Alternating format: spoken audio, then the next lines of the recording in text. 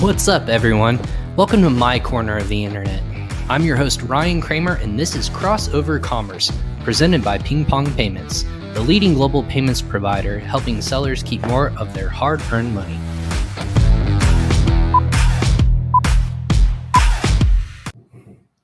What's up, everyone? Happy Friday. This is Crossover Commerce, and I'm your host, Ryan Cramer. Welcome to episode 61.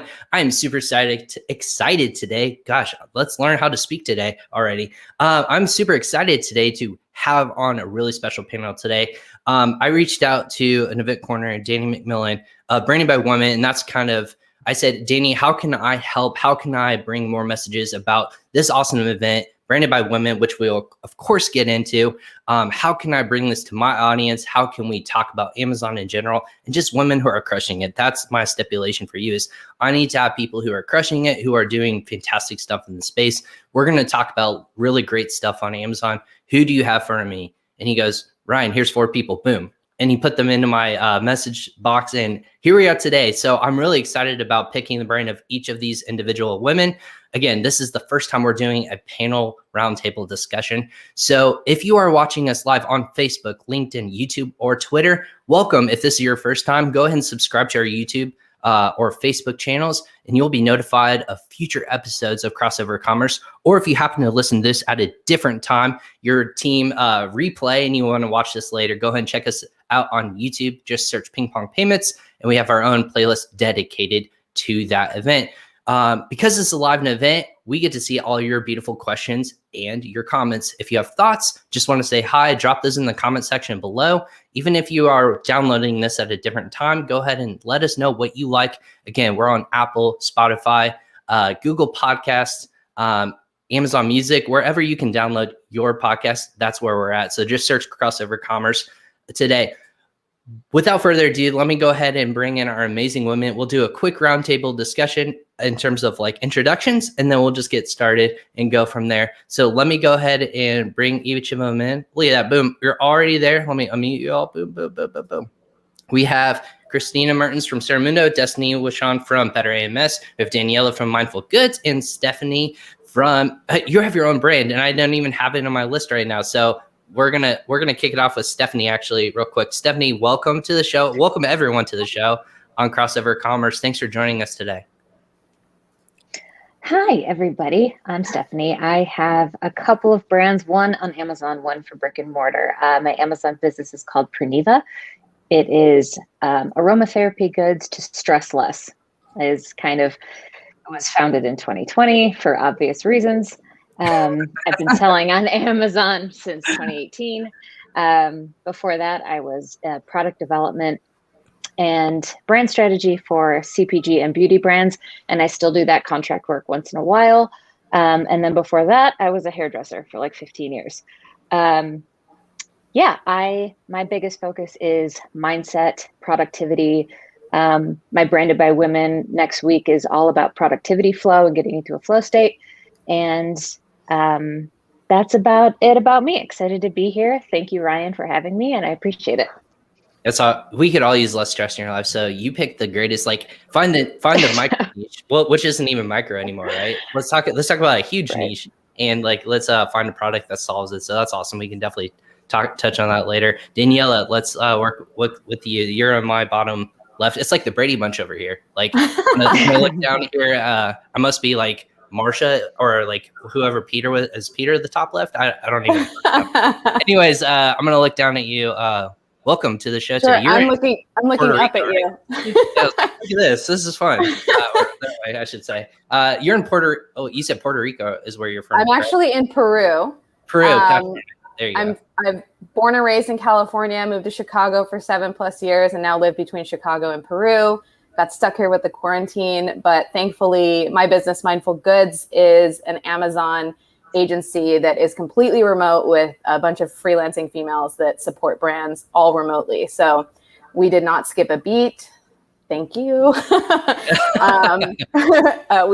We're very well positioned in that sense. So we got lucky. We did have to pivot our business through this. But what I'm going to be chatting about in my talk for Branded by Women is that we're going to share some of the insights that we've had in working with 100 plus brands and optimizing their pages and storefronts, using a tool that I'm an ambassador for called PickFu that I think everyone should be using literally in your personal business, but also on Amazon and e-com. And we've been using it all over the place. So we'll be chatting about that. I also have my own private brand. And so it's going to be fun to share all of these insights with everyone. Yeah, Anthony Confrancesco, and I've had both Anthony and Justin Chen on the show as well. Justin gave us like insight from PickFu. He's co-founder, gave us insight on how he got started. And that story is amazing. If you haven't listened to it, it's, I believe, episode 4 or 5 of our podcast that I've released too. Awesome. It's like him his family getting tired of people or asking for an opinion. He goes, maybe I should build something for this. Thus, the birth of it. So super cool story. But that's awesome. Thanks for joining today. Destaney, welcome to the show. I know we've had a couple people talk with ping pong before, but I've never had you on the show. So welcome. Thank you. Thank you so much for hosting and having all of us here. For sure. Yeah. Tell us a little bit about your background and like how you are, where you are today. Yeah. So my name is Destaney Wishon. I'm co-founder and CEO of Better AMS. We are an Amazon advertising agency. My personal background comes from CPG world. I was managing a lot of their kind of Amazon go-to-market strategy for some of the largest vendors in the space. I ended up, meeting my partner from Panama and kind of trial by fire got thrown into this role. And it's been absolutely insane. Been here for 3 years now. And my Branded by Women speech is actually kind of on my transition through the last 3 years. And the title's Entrepreneur to Entrepreneur. One of the big things that I kind of came across in entrepreneurship is everyone can be good at one skill set. I think the real challenge in scaling your company and your business is your own mindset, honestly. I think there's a lot of different things that need to kind of be overcome to take your business to the next level. So that's my topic. Awesome. That's very good stuff. Yeah, I think the common thread that a lot of people will see in this is mindset. We also do marketing, and then I think there's one more topic that obviously the whole event touches on, but you guys mainly cover mindset and marketing. So we'll definitely dive into a little bit of a teaser before people can join in and sign up for the event. So, and last but not least, Kristina Mertens from Saramundo. Christina is she's almost done with Friday. She's already way ahead of all of us. She's like, guys, let's go. We were talking before this. We're like, are we really drinking coffee out of our coffee? What is this taking a turn around? Christina, welcome to the show.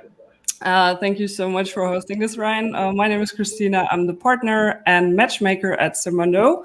We're a global intermediary platform where we connect Amazon sellers from all over the world with service providers from all over the world. So basically, any service that a seller may need, from marketing to logistics, we have it on our platform. And help sellers grow by connecting them with them. And on the Branded by Women Summit, I will talk about networking because that's basically what I do on a daily basis. And this is what helped us grow this amazing network of really good service. Awesome. I appreciate all of you joining us today again for the Branded by Women event. It's actually going to be happening on the 24th, 25th, and 26th. Just search, and I'll make sure that it goes in the comment section. It's already in the show notes below. But it's 24th, 25th, and 26th. It's a virtual event. It's the second time I believe this has happened. It's typically in person. But it's going to be happening, I believe, again, next week. It's free to sign up. So if you are, again, correct me if I'm wrong, is this event that has to be, it is only for women by women, correct? For all of you, just a simplistic nod or yes, no? Is there, no? It's for everyone. It's not for women. Yeah. It's just by women.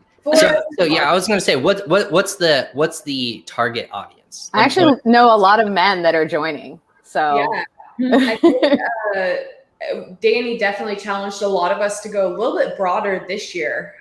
So a lot of us that do just have very precise Amazon knowledge, he was like, no, let's push past that. Like, what else do you know? And I think that's what really helped develop the mindset segment. Then the mastery segment, I think, was a really kind of differentiated in that this event is truly for any entrepreneur who's really looking at excelling in the space. And then, of course, if you have anything to do with Amazon, there's going to be some value here. So it's not live, correct? Or is it all live for people who want to tune in? It is typically live, but due to COVID, it is now fully recorded. Oh, it's all recorded. Okay, I was going to say, like, there's no way that it's going to line up with everyone single like joining in. This is my time slot, and then obviously hopping up. So I was just clarifying that. So these are recorded. I think the free pass gets you access day of, right? And then the upgraded pass gets you access later, and also gets you access to the freebies and the awesome stuff that we're going to be giving away.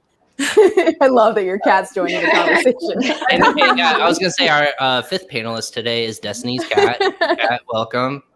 My dog might make an appearance, so we'll have a cat and dog kind of show. So, that's awesome. Hey, that's working from home, right? Like, I've had my 6-year-old son run on camera before, and I was like, please get off. Like, oh my God. I just asked my husband, I'm like, can you take your snacks into your office? Because my office doesn't have a door, and I don't want to be hearing your bags. crunching. And hey, that's the beauty of live shows. That's what we love to talk about. But so how this event, obviously Danny, who's doing a fantastic job bringing together and showcasing women who are just crushing. I call it women crushing on Amazon. I think that's the best way to do it. Don't have to be a seller. You can be a service provider. What's the mix of the women who are speaking on this event? Because it's 40 plus women who are going to be showcasing, their expertise.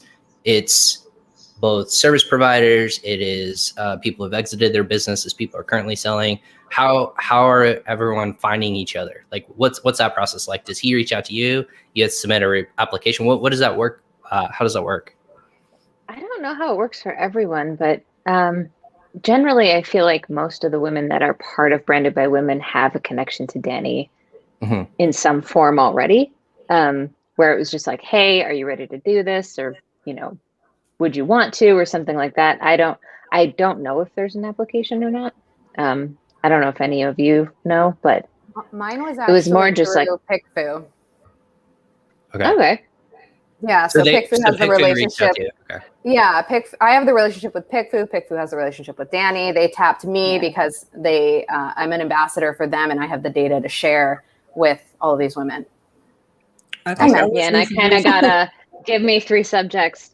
Are you in? And I was like, sure. And I had no idea that I had to do like a PowerPoint presentation, like all this stuff. And I was like, oh.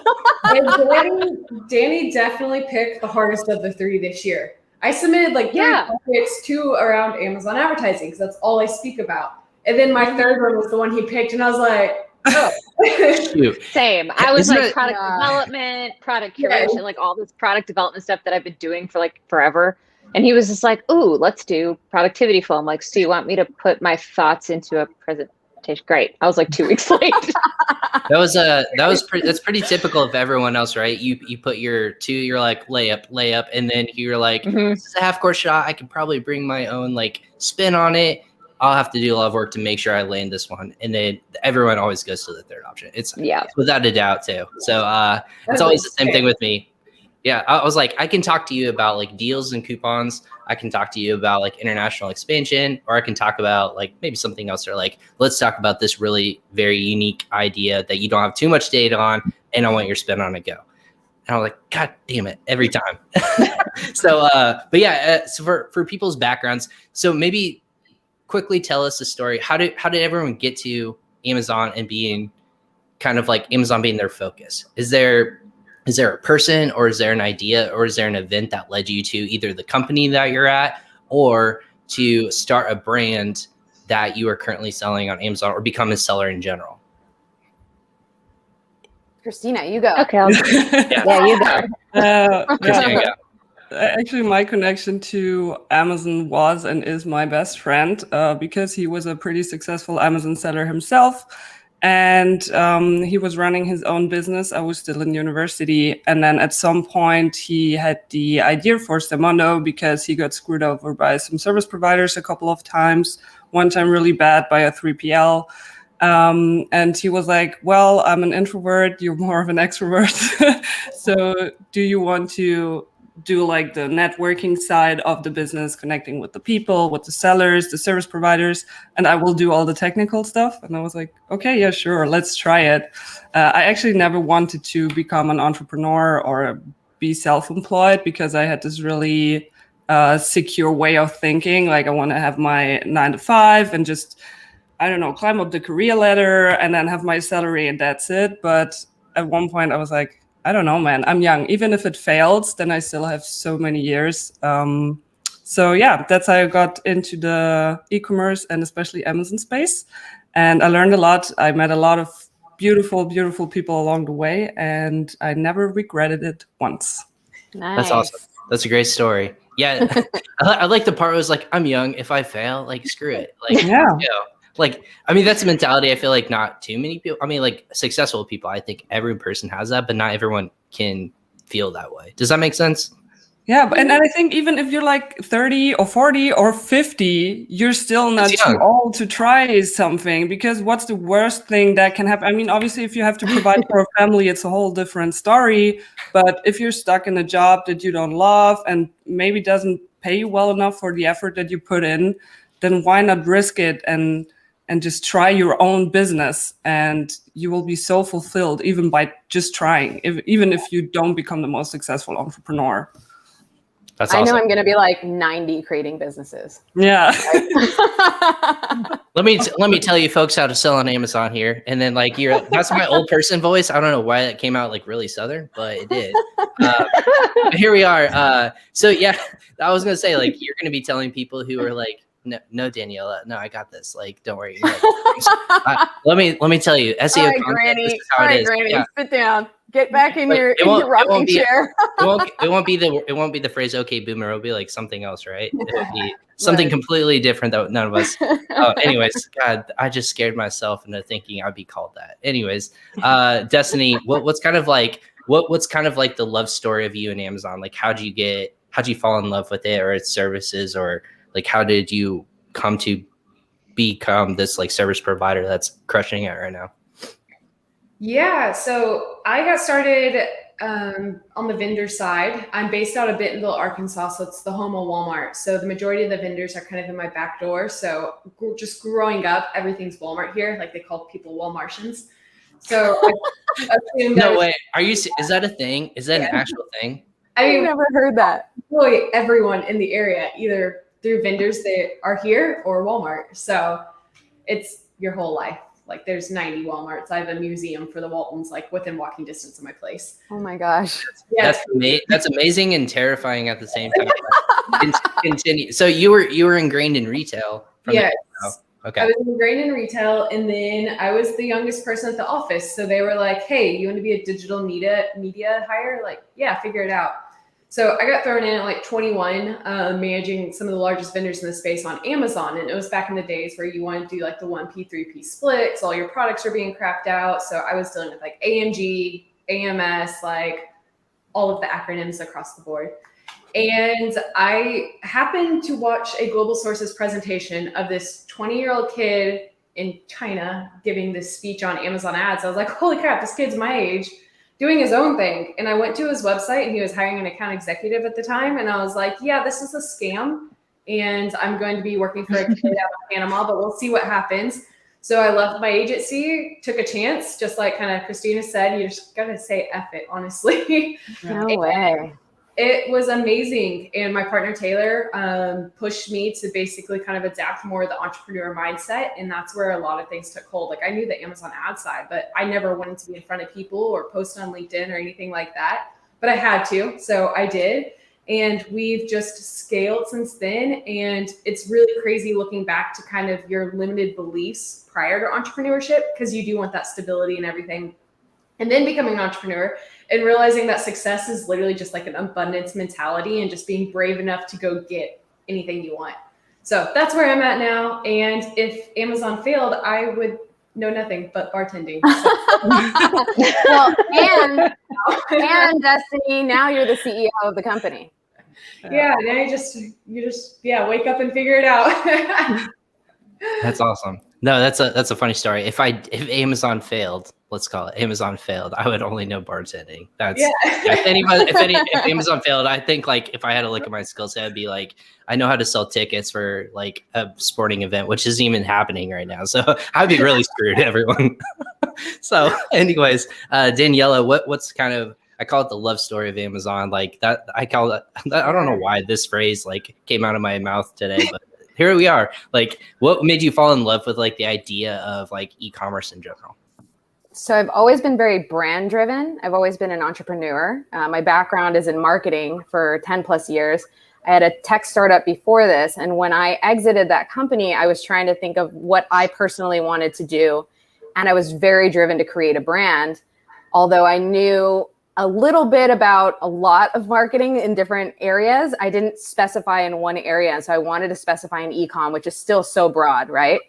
And around that time, Amazon purchased Whole Foods, and I'm very blessed. My family has a CPG company.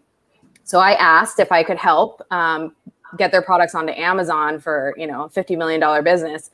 And I had to learn so much so fast. And I started thinking, if this is this hard for me and I have 10 plus years of marketing experience, how are like solo entrepreneurs and smaller branded teams like figuring this stuff out? And so I started offering my services to friends in my network in Chicago that I knew who had, different product-based companies. And, it kind of took off from there. I feel like there's so many people out there that don't specialize in all of these little tiny things that need to happen on Amazon. And so we just figured out a way to make it easy for them. That's awesome. That's such a cool story. I know you told that story, and I get chills anytime I hear someone's like story. Like, this is weird. Like, no one's different, or everyone is different. No one's the same. And however you get there, I always say, this is the weird story of how I got to Amazon or how I am today. You're like, yeah, get in line. Like, no one's like, oh yeah, like I went to school because I was going to sell on Amazon. And like, I got a degree in selling on Amazon. Like, no, that's not legitimate. Like, people either got laid off or they're like, I can't handle this anymore. Or it was like, it's almost like a point in your life. You're like, here's the pivot. And here's the major. Right. It's like reading or writing your own story, and you get to play it back to people. And I love that kind of stuff. That's awesome that you get to share that. And congratulations on success. Thank you. I'll add one thing. I think people love to hate on Amazon when they're not in the space, and that's the challenge for all of us, right?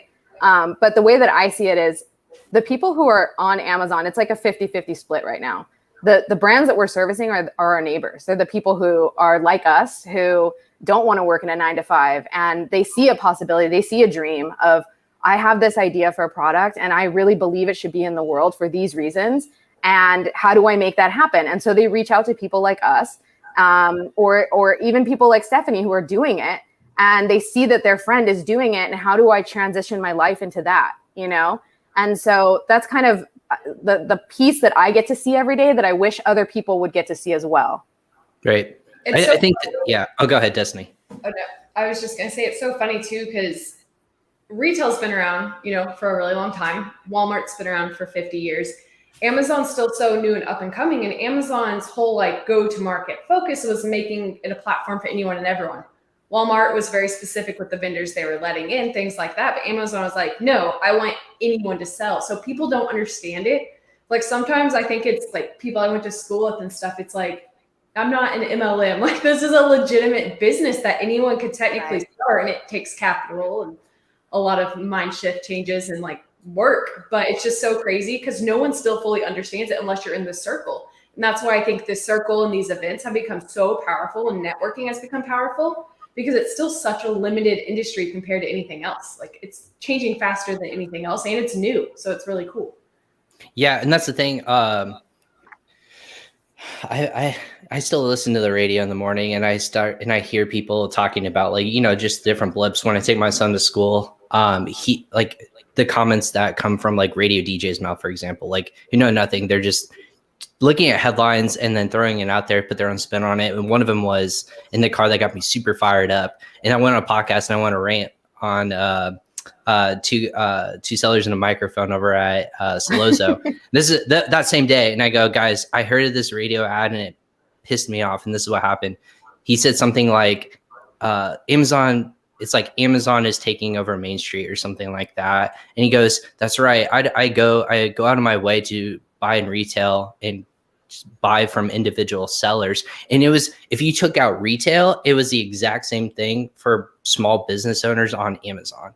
And I go, this is, for lack of a word, shit, because people are not educated. They think it's Jeff Bezos going out there selling on a platform and then he gets all the money. That's not true. As much as we want to say, like, there's a lot of fees that go to Jeff Bezos, like, and send like the new CEO. But, you know, there are people who are thriving, like again, Stephanie, like yourself, you are a small business owner.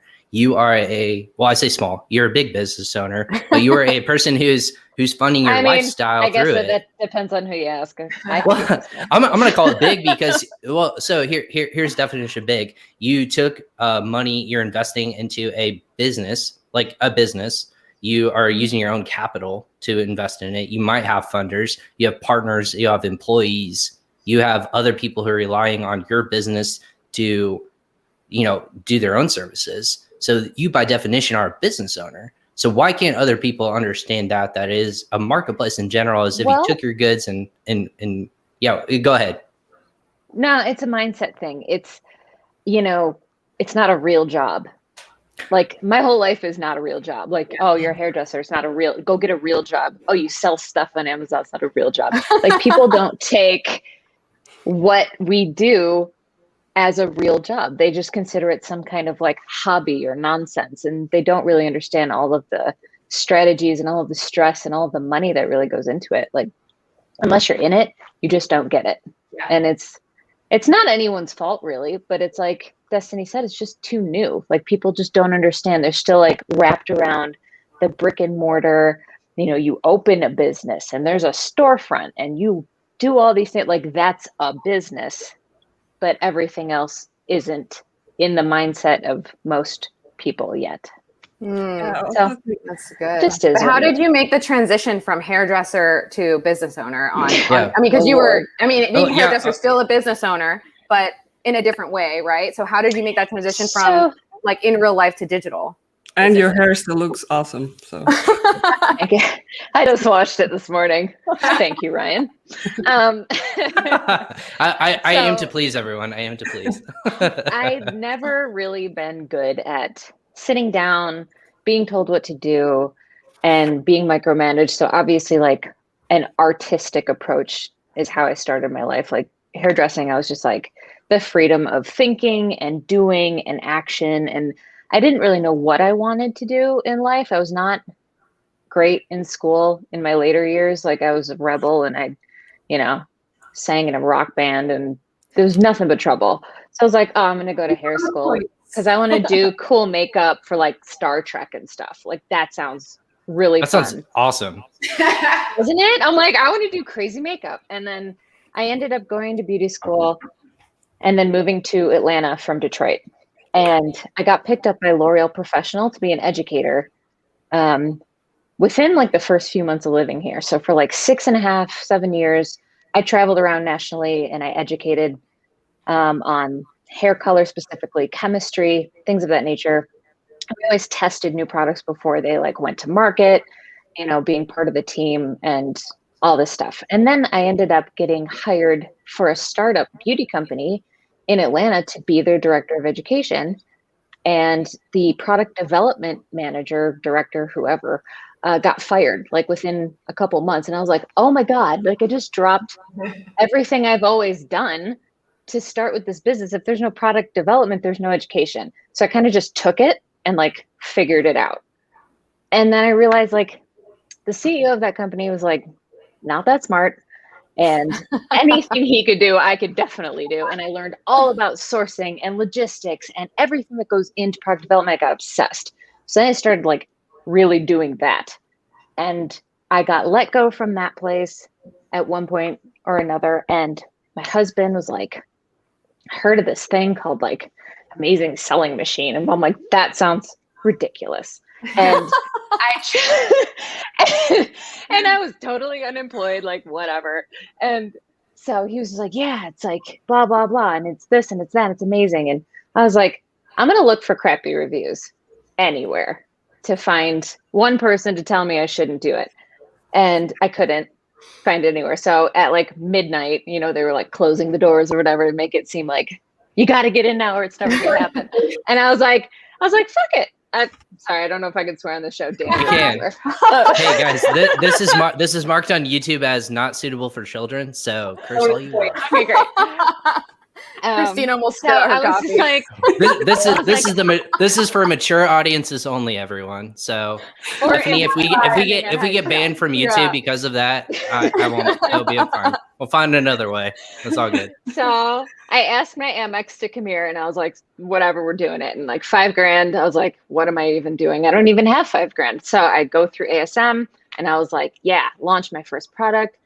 I killed it with one product. And I was like, oh my God, now I need to build a brand. Now that I know what I'm doing, I'm going to do all these things. So then it went into all this effort and out came Praniva and it was super fun. And I was just like, yes. So that was the journey. And I'm not going to say that I'm in love with Amazon because I mean, I'm literally Right. banned for most of my products right now because of pesticides, like everybody else. So they're not my friend at the moment, but yeah. I was gonna that's say the it's a journey. love-hate relationship. I'll never right? It's go like back. it's any And your relationship. Your product doesn't have pesticides in it, does it? Oh, it's not even close. No. It's a Okay. pesticide I just didn't want device everyone. according to them. I just didn't want everyone to think that your product has pesticides in it if they're listening. Oh, no, I think no. it's a. It was, I think it's a joke. Everyone for Amazon will ban you for the silliest of things, like in your keywords or anything like that. I've heard stories left and right of. I Like, was referring yeah. to a zipper that like blocks germs and dust from getting into the product. And they were like, oh, it's a pesticide device. I'm like, sounds it's a about fabric. right. That makes sense. I draw those points A to B and the pesticide. Yeah, for sure. Right. Obviously. Exactly. So when it comes to like e-commerce, obviously, do you find all those are fantastic stories, by the way, and I just want to give a shout out to everyone who's like kind of tuning in real quick on LinkedIn. So everyone's like, hey, very good issue, like good morning all, happy Friday from Elizabeth, good morning, happy Friday to I thought it said happy Friday to ... to one of you. I was like, ooh, this is interesting. So every one of you. Let me read, actually. Right, I was like, Babu. hello. Like, what's going on? I was like, we got admirers coming in from LinkedIn, coming in hot. All right. And then back to you. Hello, ladies. Hi, Ryan. What a panel. We appreciate that. So hi, everyone who's, again, watching on social media. Again, if you like what you hear, go ahead and give us a like or share this content because this stuff is it's already stuff that I'm taking notes on and I love hearing these stories. So continue to like and share this content with your social media, or if you're listening to this on download, give us, a favorable rating, please. We don't want to be banned from Amazon or like Amazon Music for anything or whatnot. But anyways, so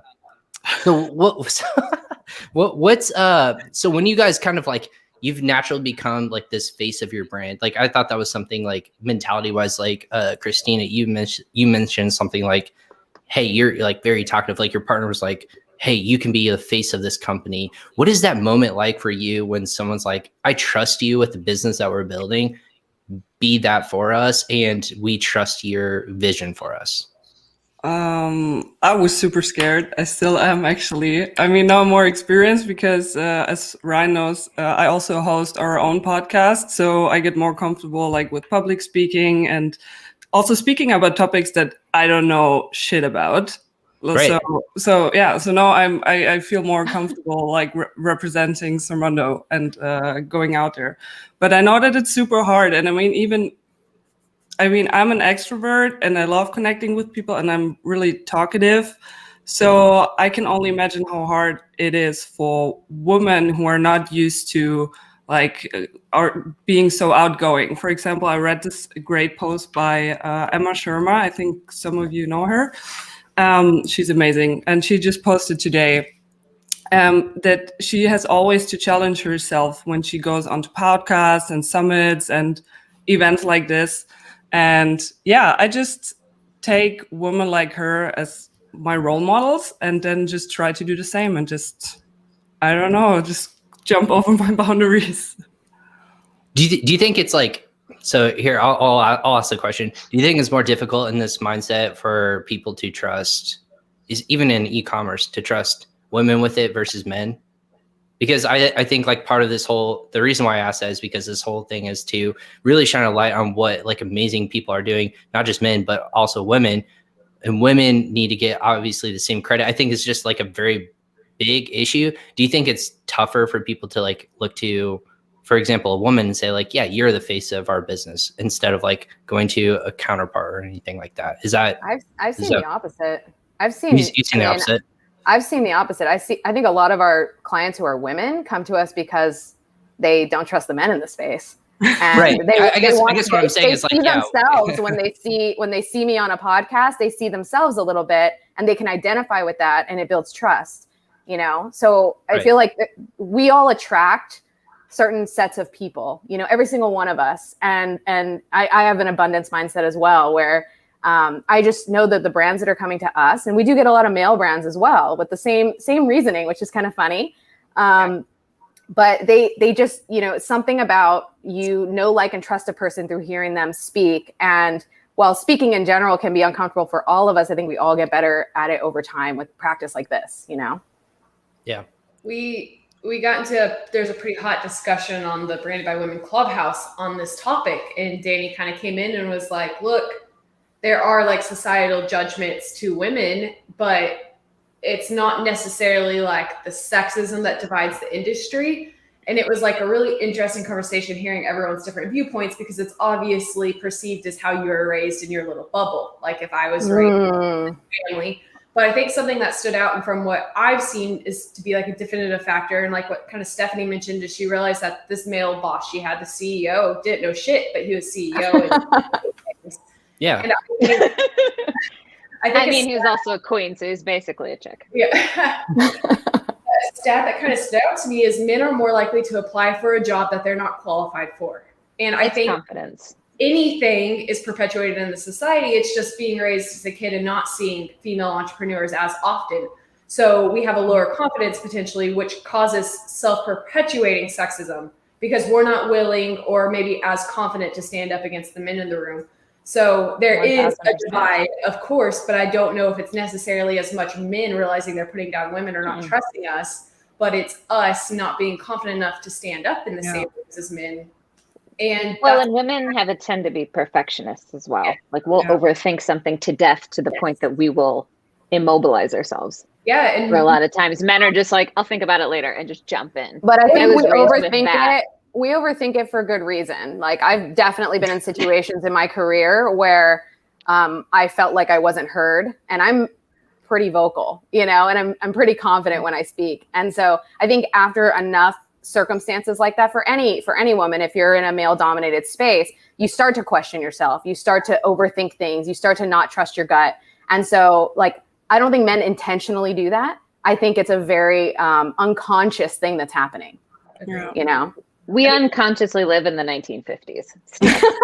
Like a lot of the time we do. It's like men are just like, oh, like housework, that's a woman's job. It's like, you live here actually. Like, you know, it's that kind of thing. We just are raised that we're not out of that yet, even though we're in a totally different place. And we do it to ourselves too. It's nobody's fault, really. Like, everyone on this panel has probably been like that type A kid that was called bossy. Like I was always the one who was like bossy instead of a leader and things like that. And I remember my first job getting pulled into a room and told I was uncoachable, even though my male counterpart was in the exact same meeting and we were fighting for the same cause. But I was the one that was pulled aside and told I was uncoachable and unmoldable. And it was just like one of those things where I'm not going to go back and say, hey, this is because of that reason. Because, you know, it may have been something that was very subconscious, but it's every single female has probably been in the space and been in those scenarios where we've subconsciously been pushed to told that we're bossy and maybe we need to listen better, which is honestly a benefit because, you know, active listening is probably one of the number one skill sets of anyone selling anything, but I think it definitely compounds over time. I think that's why a lot of women are opting out. They're opting out of the traditional 9-to-5 environment, because to be honest, we have these skill sets and we don't need the environment. We can do it from home. Yeah. Well, and we almost have to, because there's just too much to do in a day. And it's just like, who has time to be at work all day? Like, I know. No one. Who has time to do their makeup and hair and then go to work and do all the things? Like men don't have to do that. Raise little people and like stuff. Daniela, that's why I'm actively losing my hair, so I don't have to. That's why I'm like, I'm telling my body, just get rid of it. Like, you don't need that. Like, let's be more efficient with our day. We don't need hair. Yeah. But anyway, no, those are fantastic points. And the reason I bring that up is because like, it's something that I think like our generation, like I say ours, like 1970s on, like whoever, like I'm not going to guess when people were born. Like I think that on people are actively trying to be more inclusive in that environment. I think it's difficult, and would, no matter what environment you are in, because like if you're put in that situation, because I can hear it from my own dad. He goes subconsciously, or my parents, for example, if we were watching Mom and Dad, I'm so sorry, but I hear it from your voice. I say, they go, why don't you think that way towards me as a guy? Like almost like an emotional thing. Or why do you think that way towards my sisters? And they go, because she's a girl. And I said, no, that's your problem, because you're thinking like, because it's a gender thing, not because if it's how you actually feel thing. Like I get emotional just like my sisters and my other brothers, but because you think I'm a guy, I can just like handle it, or something like that in that capacity. Like how you think in one capacity, like you said, Destaney, is like you're bossy, but then you look at it a different way. Someone is passionate and they're trying to like make a point, and like that's the troubling factor with, I think, people in business. Still, it's getting better, I think, but hopefully that will continue to move forward with like people in your power. You're all CEOs or partners or brand leaders, which is fantastic. And the more people see that, I think more people will be just more comfortable, and those kinds of phrases won't get thrown around as much, I think. And I think one thing is really dangerous. If you're always being told that you're too loud and too bossy, you start to make yourself smaller than you actually am. So basically what happens, I was very loud and bossy and outgoing, and then I got a lot of feedback like, hey, you're too loud for a woman, basically. So I started to be like nicer and like sweeter, and like move more into that feminine kind of side of me. Yeah. But now I struggle super hard to get out of this again, because when I have a sales call, I want to sell something. Like I don't want to become best friends with the client, or him talking about like how good I look or whatever. I just want to have a business call, but I still like see myself in a position where I'm like not allowed to demand something from the other person. Does that make sense? Like I'm actively working on that. So I'm asking you, girl, I say girls. No, go ahead. No, this is I'm just here to sit back and watch. What tips do you have to like overcome this kind of behavior? Oh, that's so interesting. I at some point was also told that I had a very masculine energy at a certain point. Yeah. In the tech world, where you kind of have to have a masculine energy. It kind of breeds that out of women. Like in that space, you have to morph into that. And so I just think that's like naturally I have like a masculine and feminine side to myself. And I've like learned when is the time to tap into each side, you know? And I think that's okay that we can have both, and you kind of shift depending on where this conversation is going. But understanding that we're not one or the other. We're kind of, we're a blend, and sometimes we have more of one trait than the other. Okay. 100%. I'm right there with you. I mean, we all have masculine, feminine energy, whether you are, genetically a man or a woman. You have both, and you use both when you need them in each moment. Everything shifts. And if you feel yourself having a masculine energy day, do the things that require that energy. That's and the things that require that softer side, do those things on those days. Like you can't fight you. You have to channel, which is like the whole point of my talk next week, but like you have to channel where you're naturally living to get the most out of it. You can't try and shove it down or hide it or do any of that stuff. You just use it for what'll most benefit you and your business for that day.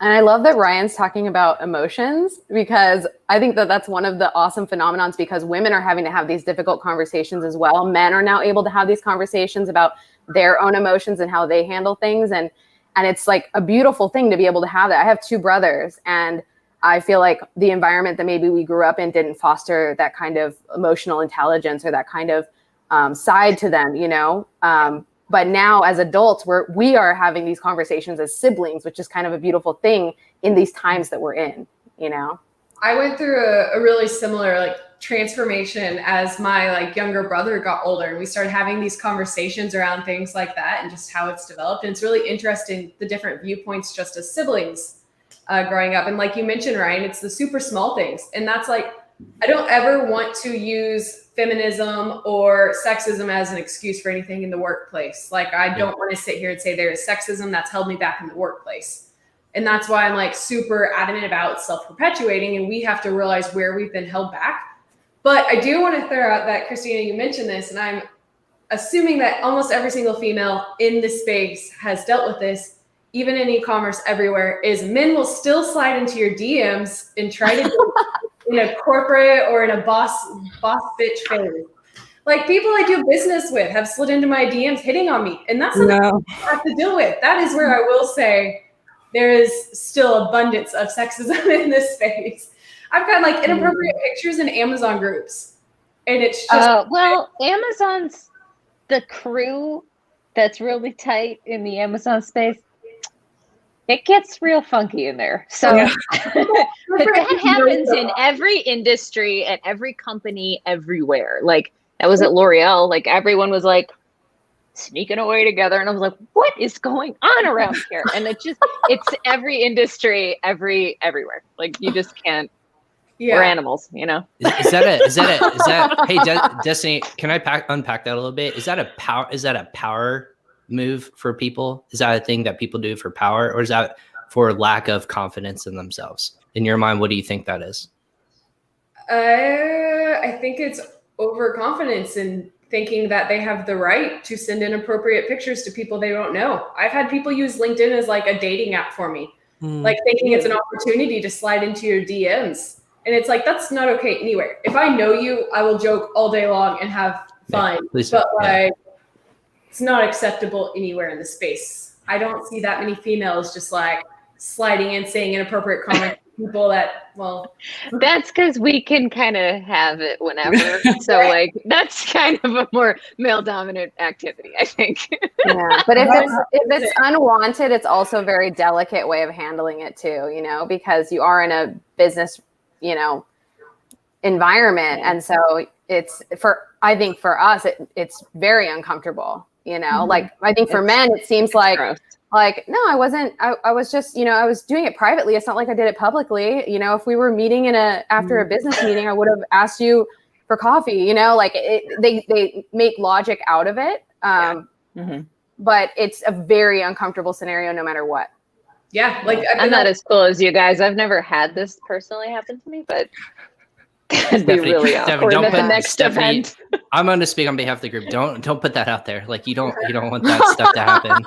Like, once it's out, don't do it. Whoever's listening. Yeah, whoever it is. Yeah, I don't comment. Yeah. I'm not going to see this comment. Like, all right, hold on. But that's actually why I really love events like branded by women, or in general.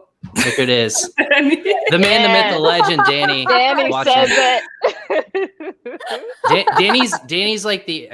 I've only had big one brother. conversation personally with Danny, and Danny's like the badass, like big brother that will kick your ass.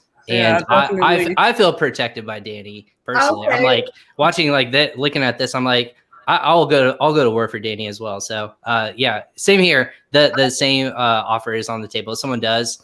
Like, I will have words with them as well. So just to put that out there, you guys could probably do it before myself. Like, you kick their ass all you want, but I'm right behind you.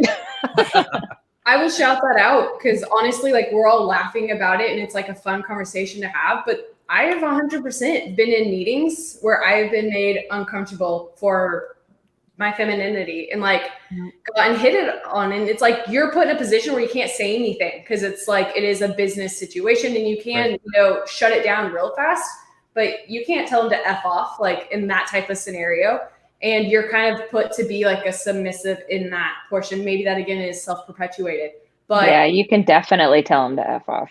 Yeah. But then again, that's why I work for myself. Destiny, CEO, you can say whatever the fuck you want. Say whatever you want. Yeah, especially if that's an employee. Everyone make you feel that way. Yeah. So that's a great point. And we, all joking aside, that is a point that I think like society is still like. Personally, when I see a guy do that, I look at my wife and I go, that person must really feel like valuable to themselves to have to make other people feel that way. And I think it's always a negative thing. It's not I'm the shit. I think it's I don't feel confident with myself, therefore I must make other people not feel the same way I do or feel the same way I do. So that's why I think it comes from, it's always from a negative point.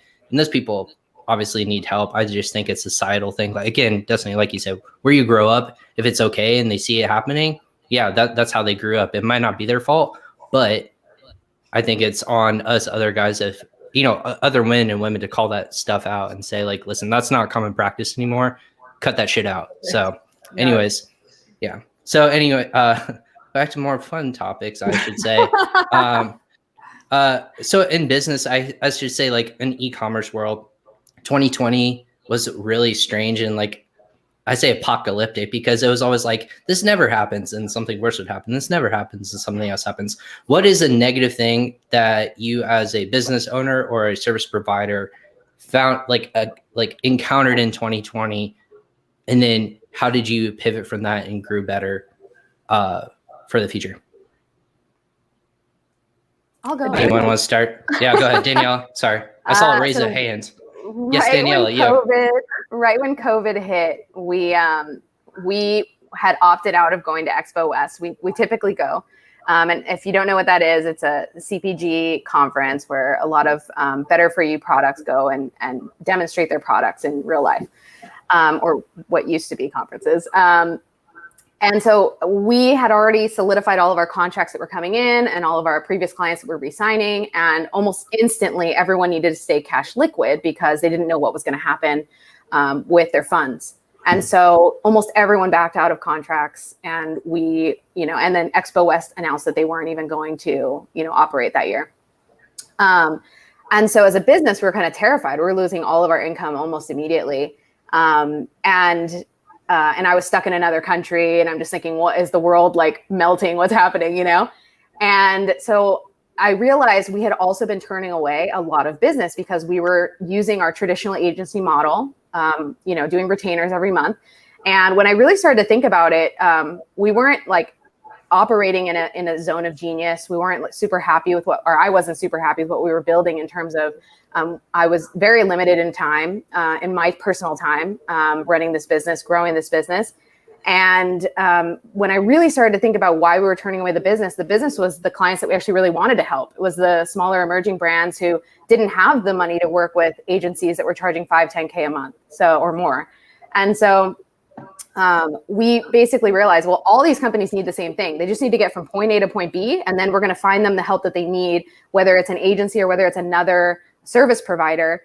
They're at the very early stages. That's most of the brands that come to us, right? And so we productize our business, and we were offering that as a side offer, but we had never published it on our website. And so almost immediately when we lost our contracts, I pivoted, uploaded that to our site, and within a matter of a few weeks, we had not only regained all the business, we had regained the business in 3 weeks, and then within like 2 or 3 months, we had tripled our business. So awesome. We definitely were able to just lean into that a little bit and understand what is going on in the marketplace and how do we still service these brands that now more than ever need our help, Awesome. Yeah. And Daniela, that brings to a point. You've heard of Amazon Launchpad, correct? Mm-hmm. Okay. Yeah. Right. Do you guys take advantage of the new program that Amazon's doing by chance, or that I say new, it's a year or two new? So Launchpad, we've had clients that have done it, and I've heard mixed reviews. So we don't necessarily push it because it's not. Well, I don't know enough details to actually say one way or the other. But I've the reason heard I bring that up, I heard locked into vendor contracts. I've heard stories of them now doing Seller Central, which is fine. We've had a client that, we were able to scale 10x and Launchpad did a one day blip for them. So it's and then you're locked into paying them a commission. So I think that there's pros and there's cons, there's mixed reviews. And I wish I could just 100% tell you that it's amazing.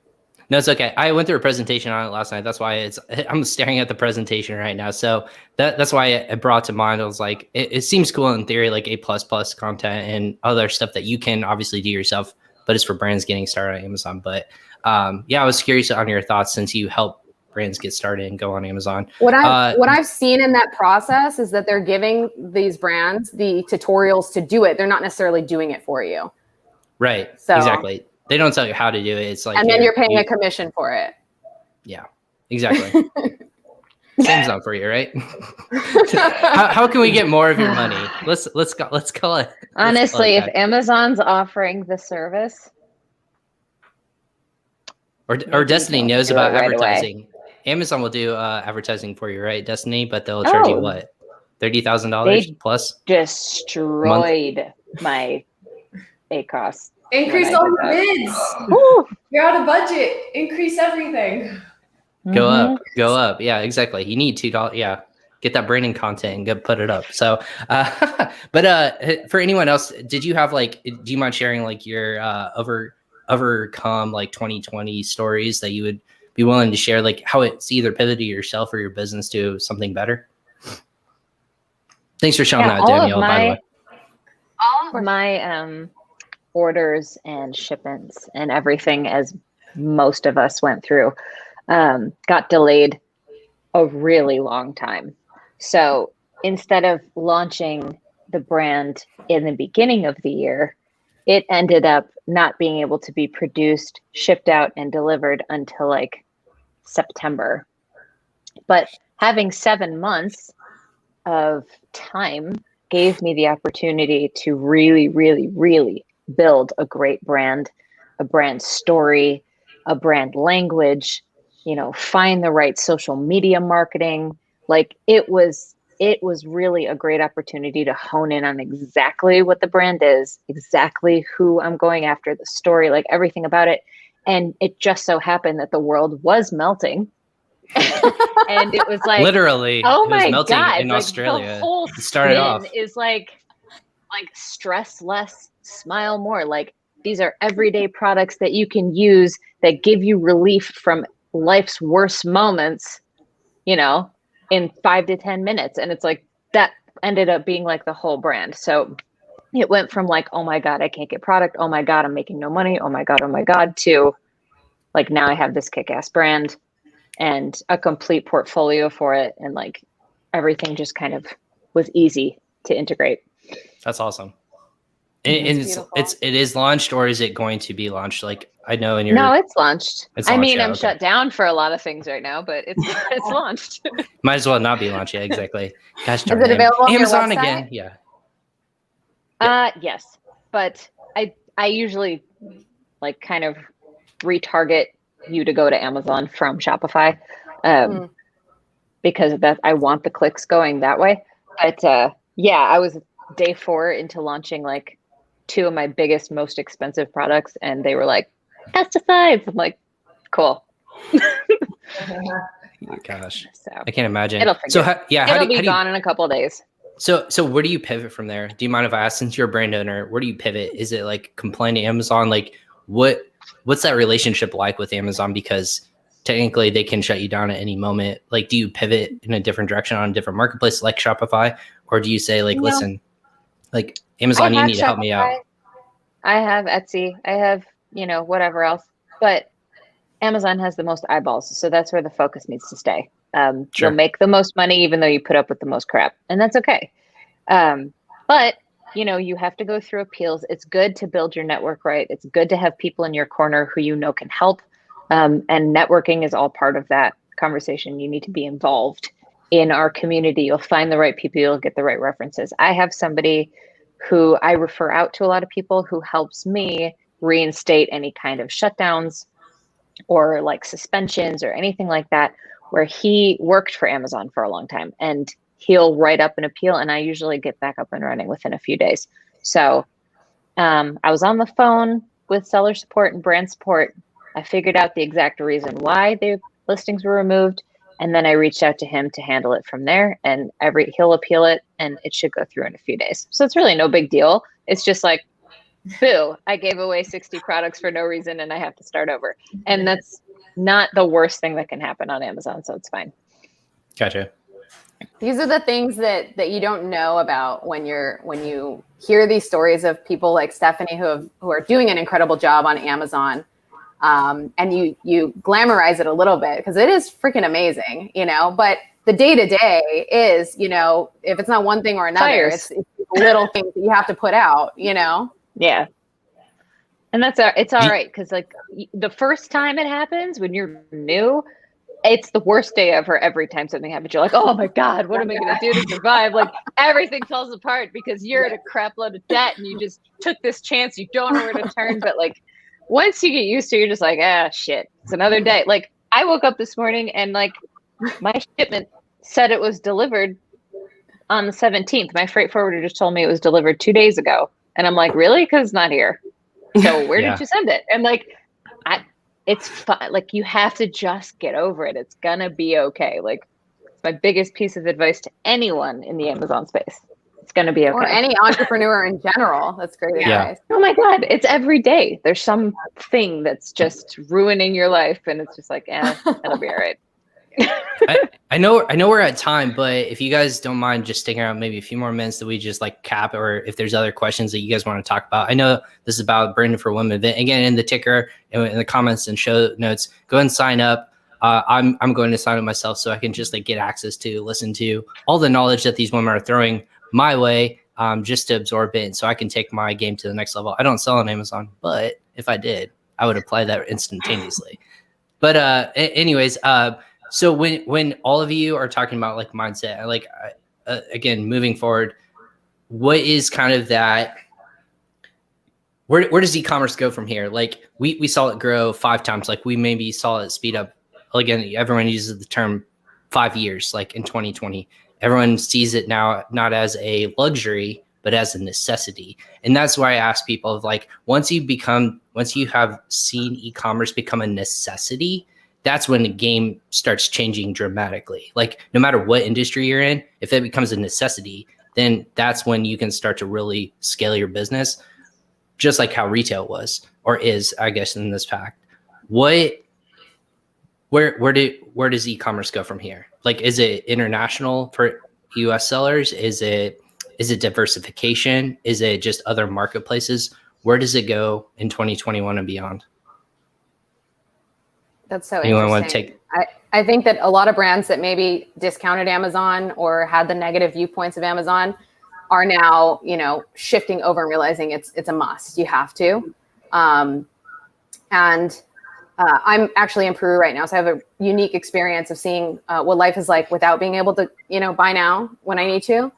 And it's accelerated e-commerce even here in this country where Amazon isn't really the number one provider, So seeing businesses who are still operating in this country via WhatsApp chats and doing transactions with like typing in a bank number to do a bank transfer, like that's the norm here. It's like 10 cumbersome steps in order to make an online purchase and have it delivered to your house. But seeing all of these businesses, even here in this country, being forced to figure out a better solution to get people the products they need during this type of pandemic is incredibly eye-opening.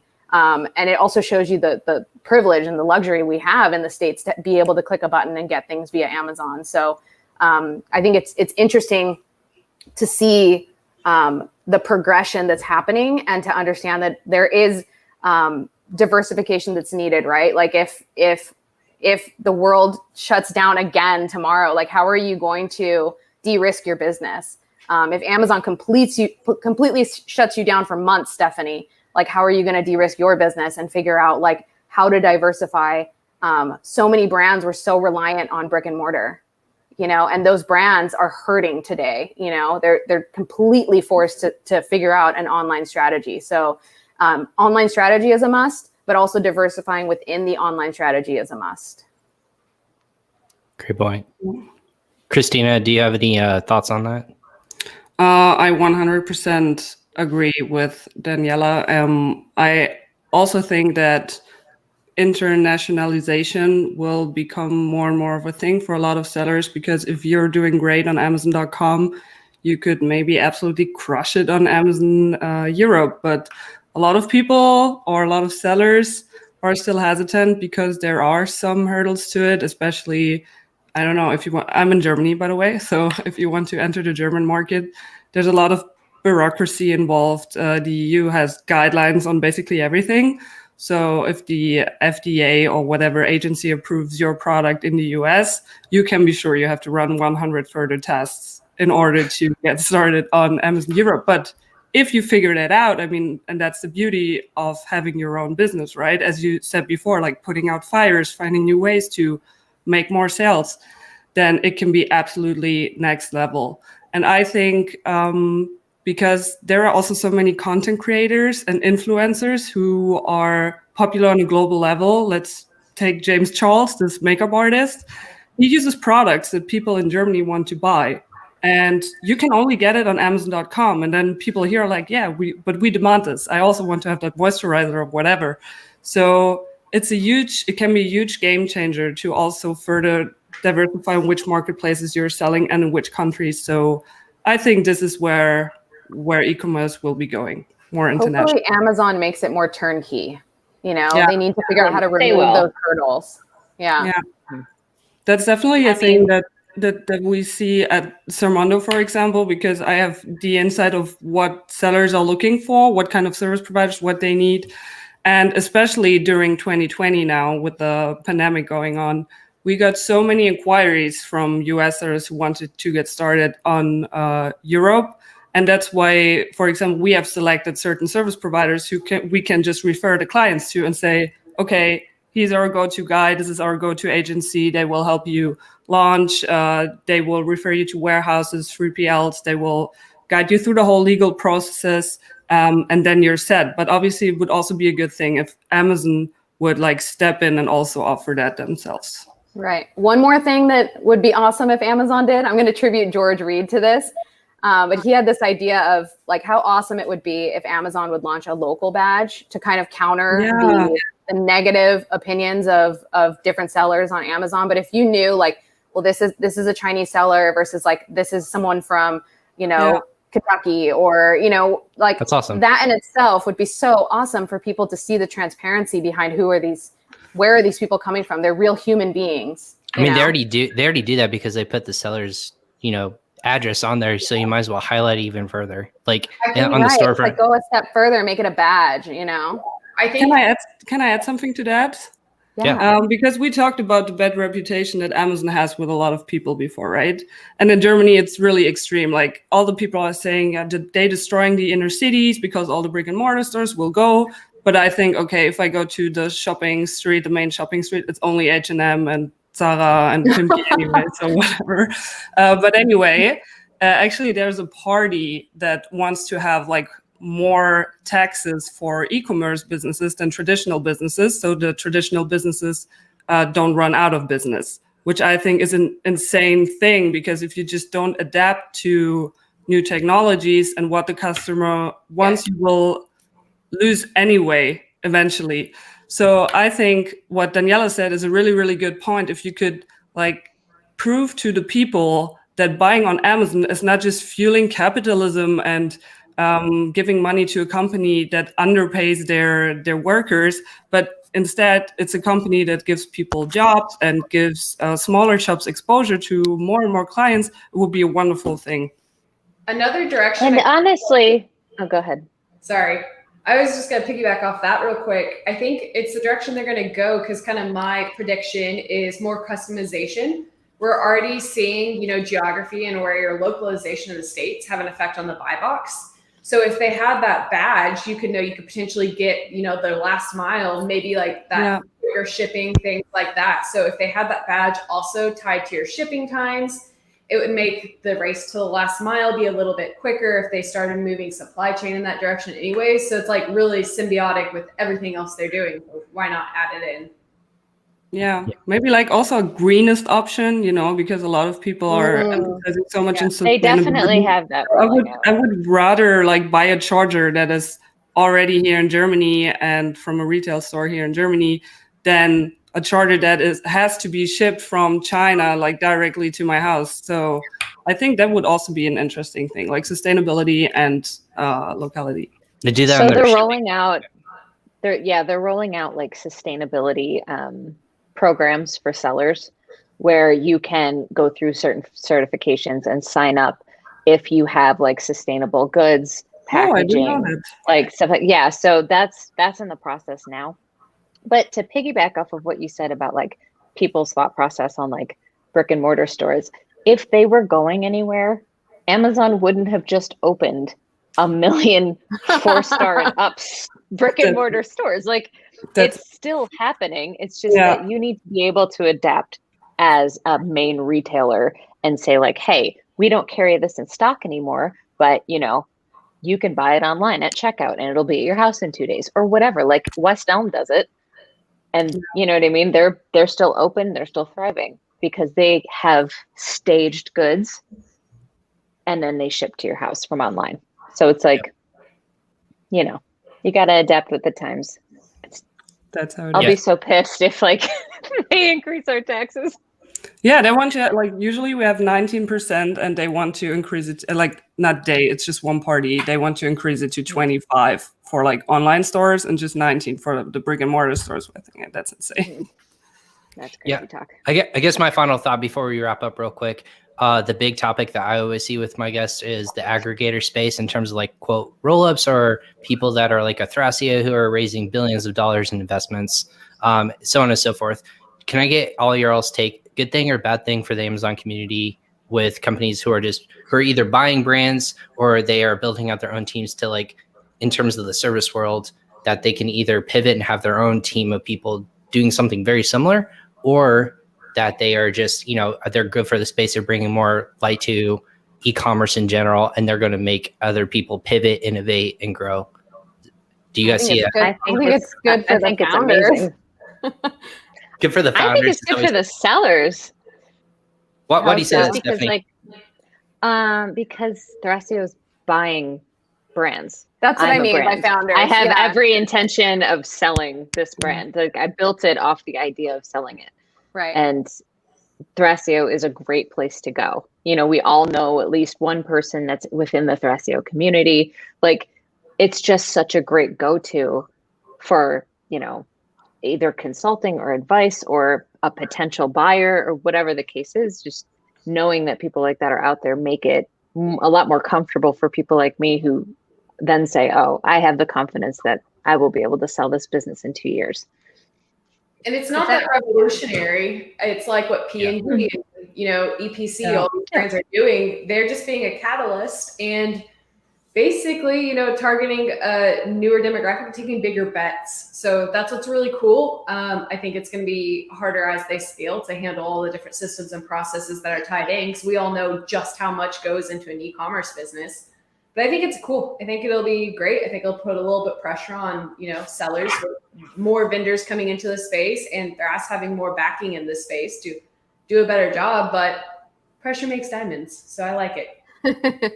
I also think it's good for the whole image of selling on Amazon. As Stephanie said before, some people don't take you seriously when you say you're an Amazon seller. But now that people see that you can build a real brand, a real business off of it and sell it for a couple of millions, people are saying, all right, this seems to be a really good thing to make money off. So yeah, maybe in the perception of people, it will get like a way better, more serious image. Absolutely. Yeah. Well, I know I've already taken 13 more minutes now of your time that I told you I'd do today. I would love to have each of you on individually. So as friends of the show now, because everyone who's a guest is a friend of the show now, you're all more welcome to one-on-one and now just tout like whatever the hell you want to talk about, because like sharing time, I know like is fantastic. I love this format because I get all these different perceptions and we get to bounce ideas off each other. But also I want to make sure I give you guys more props individually and just go a little bit deeper into your thought on Amazon. Perspective is big for me. So I always want to get individualized perspective. So thank you so much, each and every one of you, Christina, Destaney, Daniela, and Stephanie, for hopping on today. It's fantastic just to get to like pick your brain and listen to amazing women just crushing it, not just on e-commerce, but business in general, and just saying, fuck the rest. I'm going to do my own thing. And again, like I'm going to, dang it, whoever started me on this like cursing journey, I think it's you. Definitely.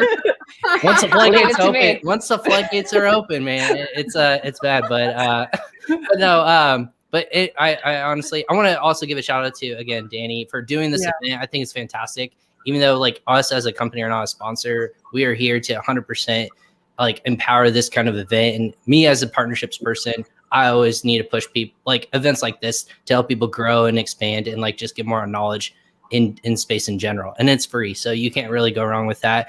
or you can obviously upgrade to the VIP package, which I would also suggest doing if there is such a thing. So thank you so much for each of you spending your time and effort in your Friday with me today. So thank you again for everyone joining me. Thank you. Thanks Ryan. for having us, Ryan. Absolutely. Again, this is Crossover Commerce. Everyone, thank you for tuning in. This is number 1 of 2 I'm doing today, live sessions. I'm going to have Markenology on here later today. We're going to be talking about building your brand in general. So I'm really excited to talk with Andrew Morgans of Markenology. But again, if you liked what you heard, give us in the comment, tag us in the comments below if you're watching on social media live, LinkedIn, YouTube, Twitter, tweet at us, or just don't at me, but go ahead and give us your thoughts.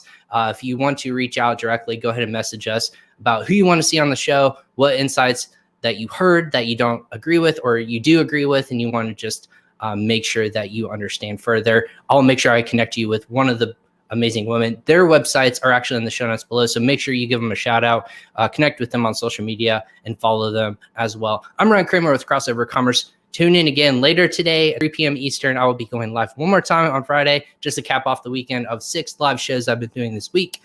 I appreciate the women that came on this panel today. We're going to do more of this for sure in the future, but go ahead and tune in next time for Crossover Commerce for episode 62. Thank you so much for watching today, and be safe out there, everyone.